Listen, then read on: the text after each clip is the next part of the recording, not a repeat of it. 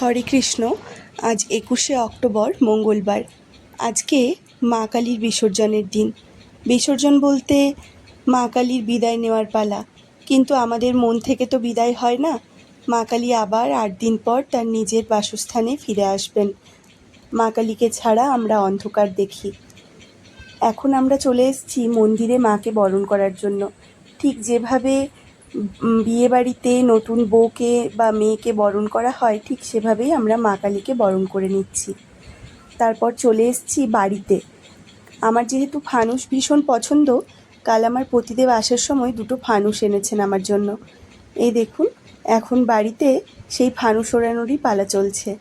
প্রথমে আমার মা বাবাকে বললাম যে তোমাদের হাত দিয়ে শুভ সূচনা হোক, কারণ আগের বার 2টো ফানুস আনা হয়েছিল, তার থেকে একটা ফানুস ওড়ানো গেছিলো আর একটা নষ্ট হয়ে গেছিল। ওটা তো একটুতেই ফেটে যেতে পারে, পর্দাটা খুবই পাতলা হয়, তাই প্রথমে গুরুজনকে দিয়েই শুরু করছি।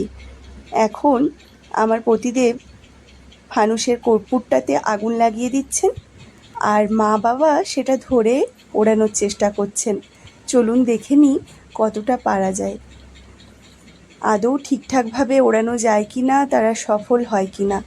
আমার কিন্তু বেশ ভালো লাগে ফানুস ওড়ানো, আর যতটা না ভালো লাগে নিজে ওড়াতে, তার থেকেও বেশি ভালো লাগে ওড়ানোর পর সেটা দেখতে, কত দূর যাচ্ছে সেটা দেখার অপেক্ষায় আমি বসে থাকি।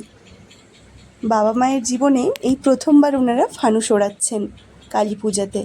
হয়তো অন্য জায়গাতে কখনো উড়িয়েছেন, আমার ঠিক জানা নেই, কিন্তু নিজেদের বাড়িতে কালী পূজাতে এই প্রথমবার।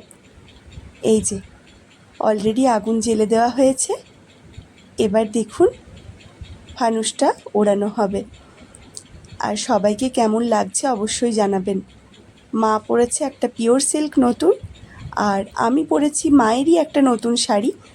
আমার মাস্তুতো মেজো পিসি মাকে তার ছেলের বিয়েতে দিয়েছিলেন উপহার হিসেবে, বিদায় হিসেবে।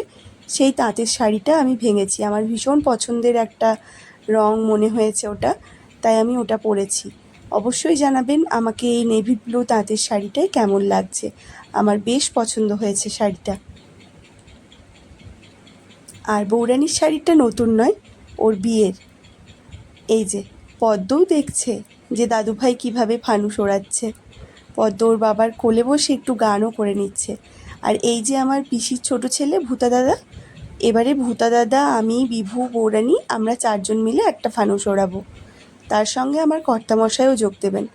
ওনার বক্তব্য যে উনি কলেজে পড়াকালীন, বিশেষ করে মাস্টার ডিগ্রি যখন করছিলেন, তখন প্রচুর ফানুস উড়িয়েছেন, তাই ওনার খুব একটা ইন্টারেস্ট নেই এসবে। আমি বললাম যে ঠিক আছে, তোমার যখন ইন্টারেস্ট নেই, আমরাই না হয় সবাই আনন্দ করি, আর তুমি আমাদেরকে সাহায্য করো। মা বাবারটা এবার উড়িয়ে দেওয়া হবে। আমি কিন্তু এখানে ফটোগ্রাফিতে ব্যস্ত। দেখুন আমি মা বাবার ফটো তুলছি, কারণ এই মুহূর্তটা ক্যামেরাবন্দি না করে রাখলে হয় বলুন? এই মুহূর্তটা আর ফিরে পাওয়া যাবে না। পদ্মর জীবনে পদ্মও এই প্রথম ফানুস ওড়ানো দেখছে। আর ওই যে বলতে বলতেই বিভু চলে এসছে। বিভু নামটা আমারই দেওয়া, ও আমার ভীষণ প্রিয়, ভীষণ আদরের। আমার পিসির প্রত্যেকটা নাতি নাতনি আমার ভীষণ প্রিয়। পিসির যে নাতনি রানী, সে তো আমার ভীষণ প্রিয় বরাবরের। তার জন্মদিনে এমন কোনো বছর হয়নি যে আমি না যাওয়া করেছি। প্রতি বছর গেছি কিছু না কিছু নিয়ে। লাস্ট যেবার তার জন্মদিনে গেছিলাম, আমার এখনও মনে আছে, খুব বড় একটা ডোরেমনের কেক নিয়ে গেছিলাম কেকস অ্যান্ড বেকস থেকে। তখন আমি আসানসোলে থাকতাম। এই যে এত গল্প করতে করতে ফানুসটি উড়ে গেল। চলুন দেখে নিই কত দূর যায়। আজকে বাবাও ভীষণ খুশি জানেন, কারণ অনেক দিন পর আমার মেজো পিসির ছেলে আর তার ছেলে, মানে বাবার ভাগ্নে আর নাতি আর বাবার ভাইপো, মেয়ে, জামাই, ছেলে, বউ সবাইকে কাছে পেয়েছে। আর সত্যি কথা বলতে এই পূজার সময়গুলোতে অনেক মানুষই বাইরে ছুটি কাটাতে যান, ঠিক কথাই, কিন্তু গ্রামের পূজার আগে আমার মনে হয় কোথাও ভালো সেরা আনন্দ পাওয়া যায় না। সব থেকে সেরা আনন্দ বোধ হয় গ্রামেই, এক জায়গাতে সব আত্মীয় স্বজনরা, সব অতিথিরা জড়ো হয়ে গল্প গুজব, হই হট্টগোল, এইসবেই আনন্দটা পাওয়া যায়, তাই না বলুন? এটা যদিও আমার নিজস্ব একান্ত ভাবনা, আপনাদের অন্য কিছুও মনে হতে পারে, আমি আমারটা জানালাম। বাবা কতটা খুশি আশা করি দেখে বুঝতেই পাচ্ছেন। বাবা ভীষণ খুশি, আর তার সাথে সাথে আমরাও সবাই খুব খুশি। দেখেছেন ফানুসটা কত দূর চলে গেছে? দেখুন একবার, কত দূরে দেখা যাচ্ছে। ওই ছোট্ট লণ্ঠনের মতো দীপ করছে আলোটা, মৃদু আলো, একদম দূরে ওইখানে। আর আমাদের চারপাশের জেঠুদের বাড়িগুলো দেখুন, কি সুন্দর আলোয় সেজে উঠেছে। সবাই টুনি বাল্ব দিয়েছে। টুনি বাল্বের আলোতে কত রকমের রং বেরঙের জোনাকি মনে হচ্ছে উড়ে যাচ্ছে। বেশ ভালো লাগে দেখতে, তাই না? আপনাদের বাড়িতেও কি কালী পূজাতে টুনি বাল্ব দেওয়া হয়, নাকি আপনারাও আমার মতো মোমবাতি জ্বালাতে বেশি ভালোবাসেন? অবশ্যই জানাবেন। আর কে কে ফানুস ওড়াতে ভালোবাসেন সেটাও জানাতে ভুলবেন না যেন। দেখুন, আমি কিন্তু ফানুসটাকে শেষ অবধি যতটা দেখা গেল ততটা ক্যামেরাবন্দি করার চেষ্টা করলাম। এর পরের ফানুসটা আমাদের ওড়ানোর পালা। এতক্ষণ পর্যন্ত সবাই হাঁ করে অধীর আগ্রহে অপেক্ষা করছি যে কত দূর দেখা যায়, কত দূর ওড়ে। আর পদ্মও নতুন কিছু দেখে আনন্দ নেওয়ার চেষ্টা করছে। দেখুন, ওর বাবার কোলে কি সুন্দর আছে। আর বিভুকেও কিন্তু খুব পছন্দ হয়েছে পদ্মর। পদ্ম দাদা দাদা করে অস্থির হয়ে যাচ্ছে একদম। পদ্ম বিভুকে পেয়ে খুব খুশি। আসলে বিভু ছেলেটি ভীষণ ভালো, ভীষণ প্রাণচঞ্চল একটা ছেলে। ওর বাবার মতোই, যেখানে থাকবে সেখানটা মাতিয়ে রাখে। এবার চলে এসেছি মন্দিরে। মন্দিরে এখন কালী ঠাকুরকে গরুর গাড়িতে চাপানো হচ্ছে। গরুর গাড়িটা ঠিকই, কিন্তু গাড়িটা চালাবে মানুষে, গরুতে চালাবে না। ওই গাড়িতে করে মা কালীকে পুকুর অবধি নিয়ে যাওয়া হবে। এখানে দেখুন, সবাই সিঁদুর খেলতে ব্যস্ত এখন। সব মেয়েবোরা দাঁড়িয়ে রয়েছে। পুরো জমজমাট পরিবেশ, আশা করি বুঝতেই পারছেন দেখে। এই যে অনেক দিন পর ভিডিওটার সাথে সাথে গরুর গাড়ি আবার আমারও দেখা হলো।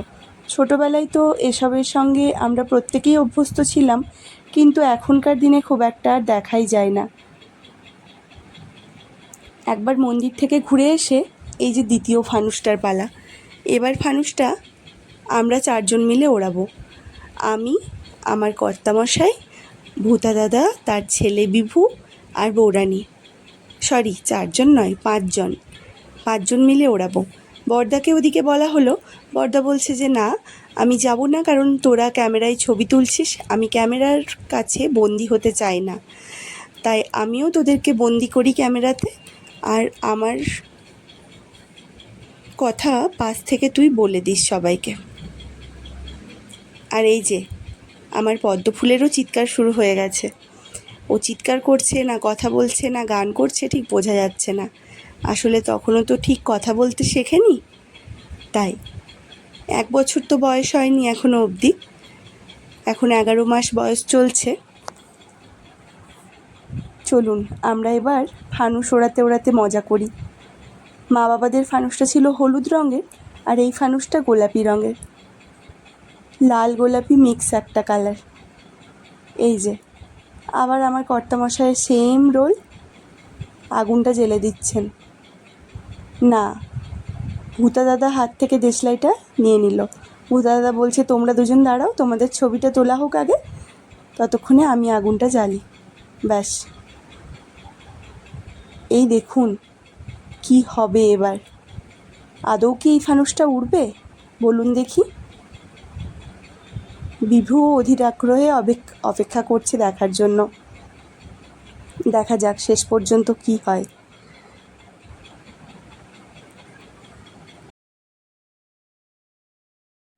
এবছর আমার মেজো পিসি আসতে পারেনি। মেজো পিসি এলে আরও ভালো লাগতো। মেজো পিসি আমার ভীষণ প্রিয়। আমার সবথেকে প্রিয় পিসিদের মধ্যে মেজো পিসি আর ছোটো পিসি অন্যতম। আমার 4 পিসি, নিজের 4 পিসির মধ্যে বড় পিসি অনেক দিন আগেই মারা গেছে। তখন আমি খুবই ছোট, 10 বছরের। মেজো পিসি আর ছোটো পিসি এখনও অবধি আমার ভীষণ প্রিয় বরাবর।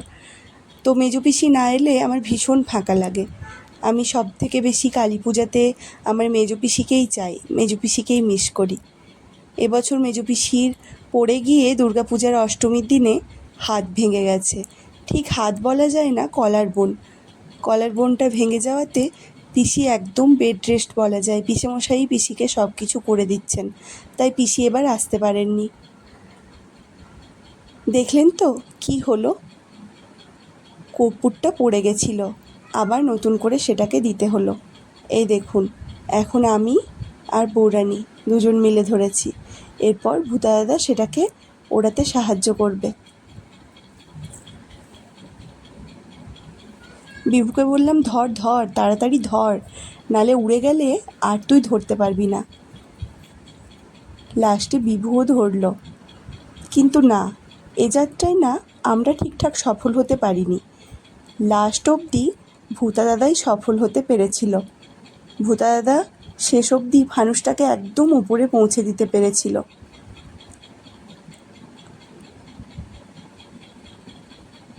আর বিভুর তারপর কি আনন্দ, সে কি চিৎকার! দেখলে তো তোমরা কেউ কিছু পারো না, সেটা আমার বাবা একাই সব পারে। এই দেখুন শেষ অবধি ফানুসটা কত দূর যায়, চলুন দেখে নিই এই ফানুসটাও। আরেকটা কথা বলতে ভুলেই গেছি, যে এবছর বিসর্জনের পরের দিনটা ফাঁকা। অন্য বছর বিসর্জনের পরের দিনই ভাইফোঁটা হয় অনেক সময়। এবছর কিন্তু 21 তারিখে বিসর্জন হয়ে 22 তারিখটা কিছু নেই, পুরো ফাঁকা। আবার 23 তারিখে ভাইফোঁটা। সেই কারণে 21 তারিখে আমাদের গ্রামের সবাইকে, অতিথিদেরকে আনন্দ দেওয়ার জন্য গ্রামের সবাই মিলে ছোট্ট অনুষ্ঠানের আয়োজন করা হয়েছে। তাই সেই অনুষ্ঠানটা দেখতে হলেও চোখ রাখুন কিন্তু এই বিন্দুর পদ্ম চ্যানেলে। আর যদি ভালো লাগে অবশ্যই ভিডিওটি লাইক আর কমেন্ট করে জানাবেন যে কেমন লাগছে। সাবস্ক্রাইব করতে ভুলবেন না কিন্তু। চলুন দেখে নিই যে 22 তারিখ সকালবেলা কি হলো। এই দেখুন, 22 তারিখ সকালবেলা সুশারি আমাদের পুকুর থেকে প্রচুর মাছ ধরে এনেছে। বাবা সুশারিকে ডেকেছিল আজকে পুকুর থেকে মাছ ধরার জন্য। এই যে বড় একটা সিলভার কাপ উঠেছে, তার সঙ্গে কাতলা, মৃগেল, রুই, বাটাপোনা আরও কত কিছু। কি বড় কাতলাটা দেখলেন? আর আজকে মাছ ধরানোর প্রধান কারণ, আজকে আমার মামা আসছে আর ভাই। কথা বলতে বলতে ভাই আর মামা এসে উপস্থিত। এই দেখুন ভাইয়ের আনন্দ দেখেছেন একবার? ও ছোটো পিসির বাড়িতে এলে, মানে আমাদের বাড়িতে এলে খুব আনন্দ করে, প্রচণ্ড খুশি থাকে। দেখুন জাল থেকে মাছ ছাড়াতে ব্যস্ত, আদৌ ছাড়াতে পারবে না। দিয়ে আমি সুশারিকে তারপর বললাম, দে না সুশারি, ওকে একটু সাহায্য করে ওকে শিখিয়ে দে ভাই একটু, যে কেমন করে মাছ ছাড়াতে হয় জাল থেকে। সকাল থেকে বাবা আর সুশারি দুজন মিলে লেগে পড়েছিল মাছ ধরতে। এখন ভাইয়ের বক্তব্য হচ্ছে ওই সেই মাছগুলোকে ধরতে তো পারছে না, তাই বাবাকে বললাম যে তুমি একটু ওকে সাহায্য করো। সুশারিকে বললাম, সুশারি জাল থেকে মাছ ছাড়াতে ব্যস্ত, তাই বাবা যেহেতু আমার ভাইকে ভীষণ ভালোবাসে, বাবা ভাইয়ের দুটো হাতে দুটো আঙুলে মাছগুলোকে ঠিকমতো ধরিয়ে দিয়েছে ছবি তোলার জন্য। আজ তবে আসি, আবার কথা হবে অন্য।